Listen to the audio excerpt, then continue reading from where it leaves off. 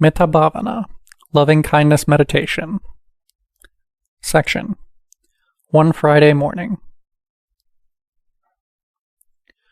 First of all, I'm surprised so many people can come here on a Friday, and it is nice to see so many people.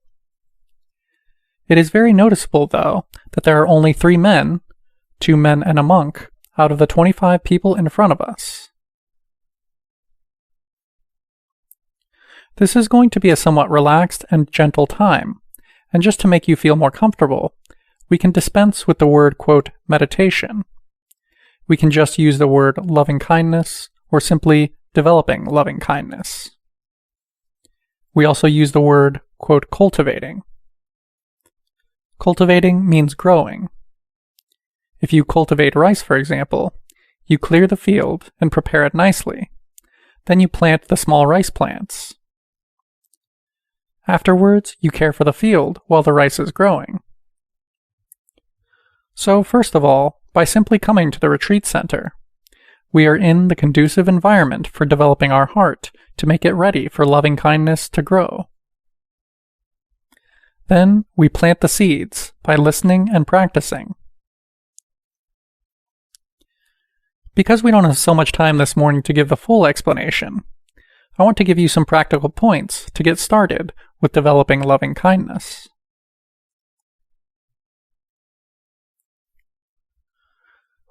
Firstly, there is the fact that loving kindness is something that all beings have.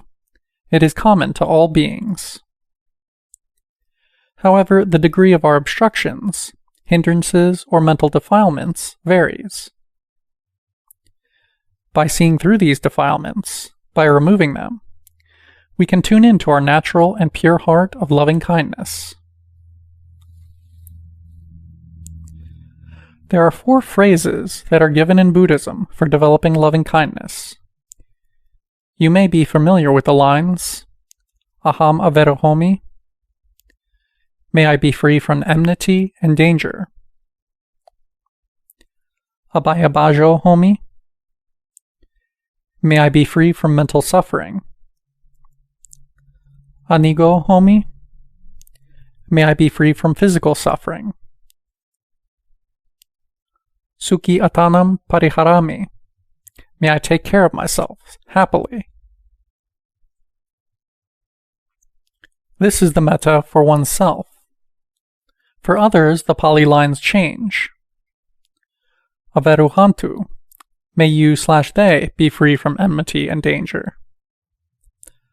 Abhaya hantu, may you/they be free from mental suffering. Aniga hantu, may you/they be free from physical suffering. Sukhi atanam pariharantu, may you/they take care of themselves, happily. That is more of an, quote, official translation of the Pali words, but there are other ways of using those phrases. I want to share with you through my own experience and tell you the way that I practice loving kindness. The way I usually recite the 4 phrases in English are, quote, may I be safe from inner and outer harm. Inner harm means suffering that we cause ourselves through fear and worry, also through anger and impatience.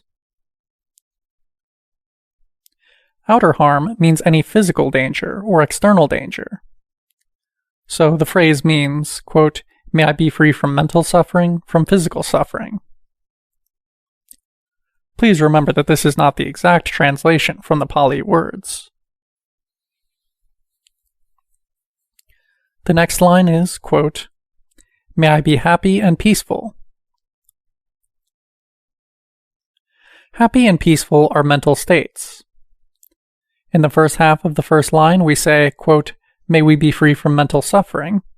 And in the second line, we are saying, may we be happy and peaceful. Mental suffering is negative, and happy and peaceful is positive. Then the third line says, quote, may I be healthy and strong. The third line refers to our body, our physical condition. The second half of the first line says, quote, "May I be safe from outer harm." That is, free from physical suffering, the negative aspect. And then the third line is the positive, quote, "May I be healthy and strong."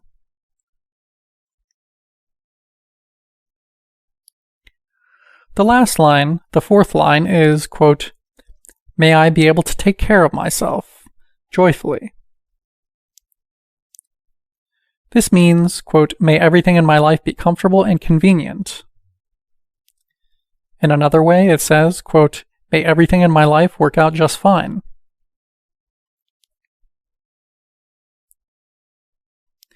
When we look at all four of these lines, we can see that the wishes are very holistic, or very complete with regard to our lives. We always begin with loving kindness towards ourselves. Some people mistake this for being selfish. However, that idea of selfishness, that criticism, only arises out of misunderstanding of the true meaning of metta.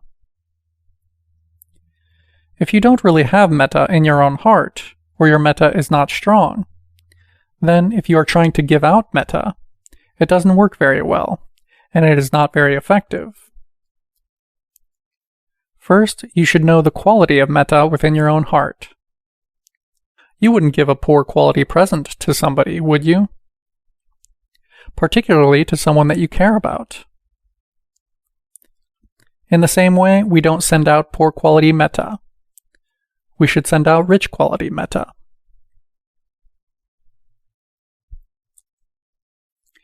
These four phrases of loving kindness are natural wishes that all beings have for themselves.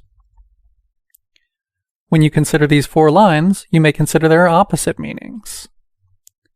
When we consider the first line, do you want mental suffering? Do you want physical suffering? No. No living being wants any mental or physical suffering. Considering the second line, no one wants to be unhappy or restless or angry. Considering the third line, then nobody wants to be unhealthy or sick or weak. And considering the last line, nobody wants things to go wrong in their lives. So these natural wishes for our own well-being, our own goodness, naturally arise in our own mind. Contained in these four lines are the natural wishes that all beings have in their own hearts.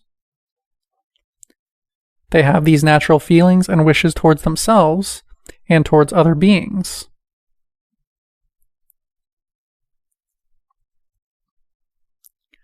Loving kindness, metta, is not the same as love. Love has some self-interest in it. Love has attachment in it. Often our love is conditional.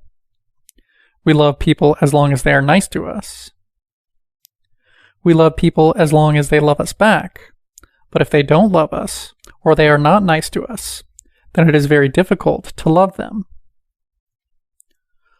So our love depends on the conditions of our desire. It is the same as animals or other beings as well. If they are nice to us, we love them. But then, if they are not nice to us, we don't love them. This means that there is a condition present.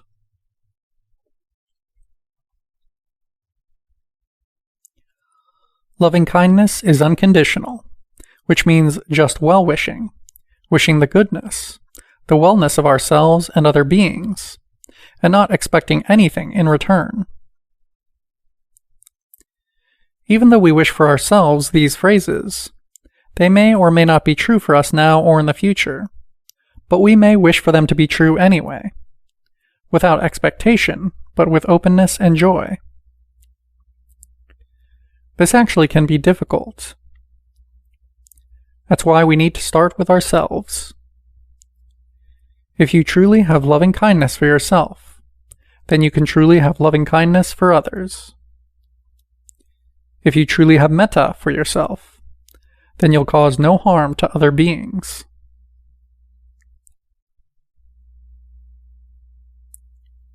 A really important point about loving kindness towards yourself is that it is the only metta that is guaranteed.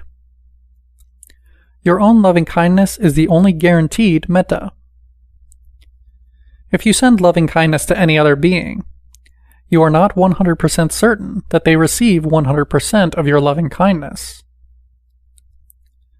The same if any being is sending loving-kindness to you. You cannot be sure that you'll receive 100% of their loving-kindness. However, if you develop loving-kindness for yourself, this is the only sure way, the certain way, to attain 100% loving-kindness in your heart.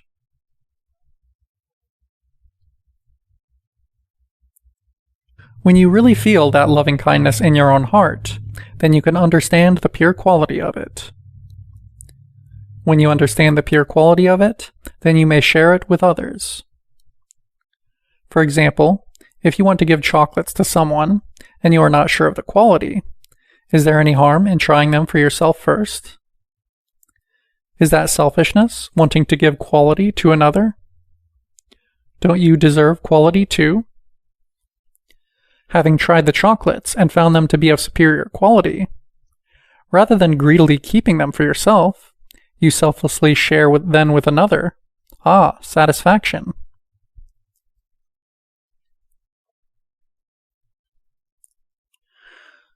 Another point is that we can't rely on metta from an external source, from another being.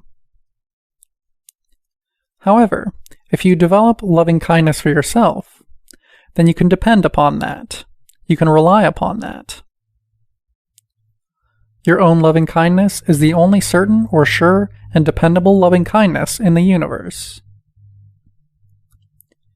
In order for us to develop loving-kindness today, we are going to practice loving-kindness for ourselves.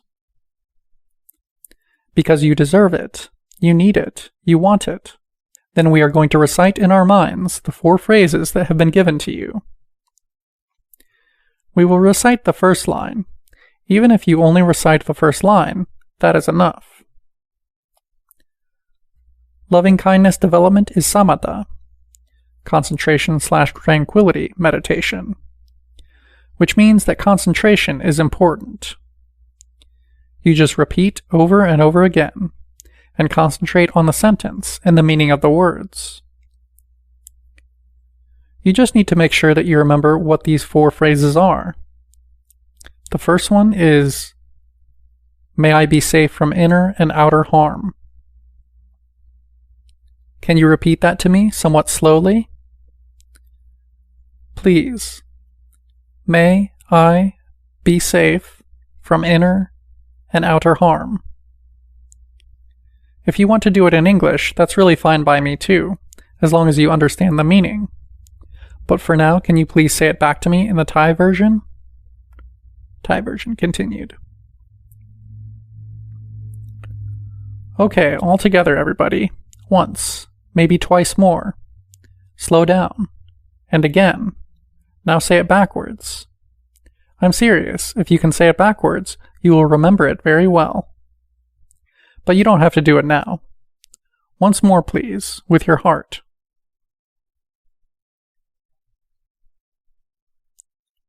You should recite this over and over and over and over, 100 times, 1,000 times, 100,000 times, until you start to feel that, quote, "This really means something to me." You should believe it. You feel it in your heart. Yes, I want this for myself.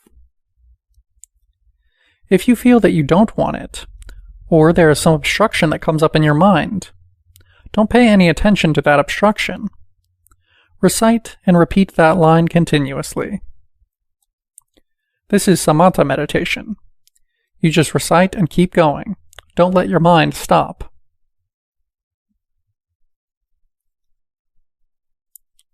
Here's one suggestion. You can do just the first line repeatedly for a minute, an hour, a day, a week, a month, or for however long it takes you for you to really feel it. The same for the other lines. Once you have got the first line in your heart, let the second one sink in, no matter how long it takes. Then the third and fourth lines consecutively. Not moving on to the next line, until the previous line is really deep in your heart. This is more of a long-term practice, but it is very thorough. You might feel bored. It doesn't matter, just keep going. You might feel that you don't deserve this loving kindness. It doesn't matter, just keep going. I can assure you that you do deserve it. You are suffering, aren't you? You want to be loved, don't you? Just do it. You may also use the other lines. May I be happy and peaceful. Can you say that to me in Thai?